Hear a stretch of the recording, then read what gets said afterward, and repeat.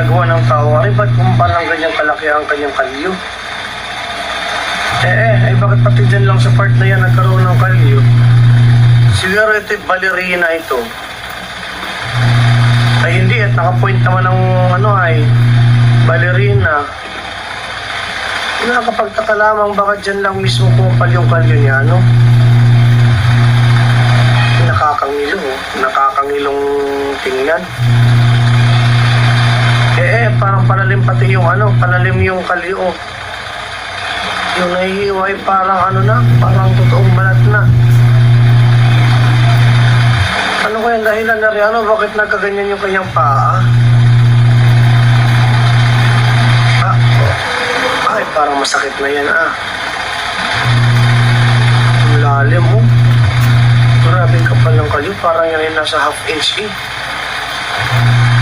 Ang kagandahan nito mga kadyami, yan ang talas ng kanyang yan ang talas ng kanyang panghiwa. Meron pa rin,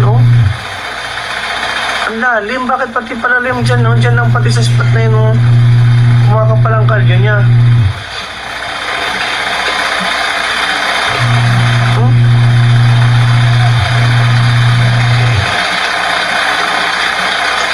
Nakakatakot pero satisfying,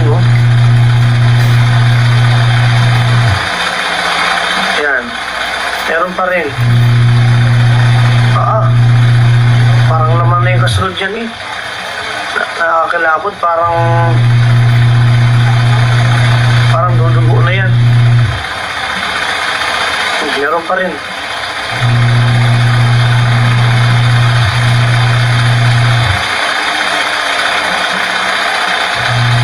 Hindi pa naman, yung isa na lang, yung isa naman.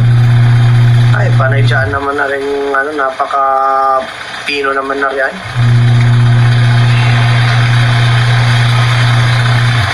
Yung kabila naman siguro at parang laman na yan.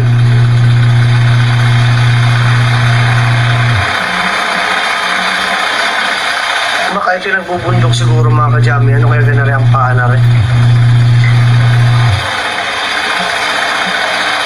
Ay, babae nga mari ko ito, May kalyo pa dun sa may daliri. Bakit di ballerina nga?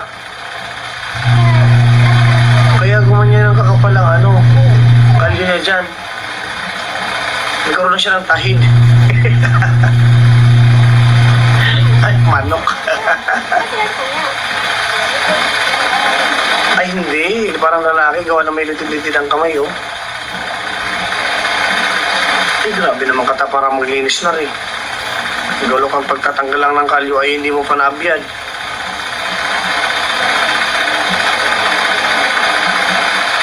Palalim talaga yung kalyo, parang nakapalubog na.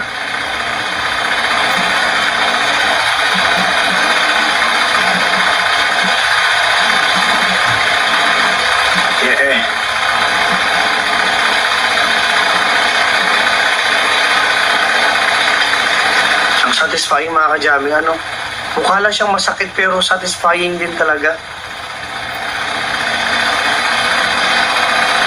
Palubog talaga itong kalyo na to.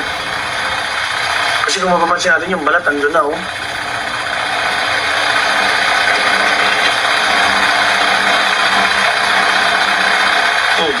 Parang balat na yan.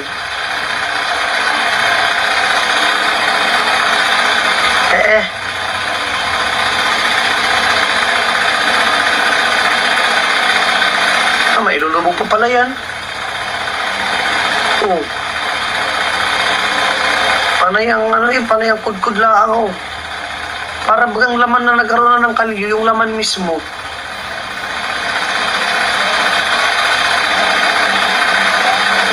Ayan, meron pa. Meron pa sa may kabilang banda. Wala kung yan ay kukutin pa na rin.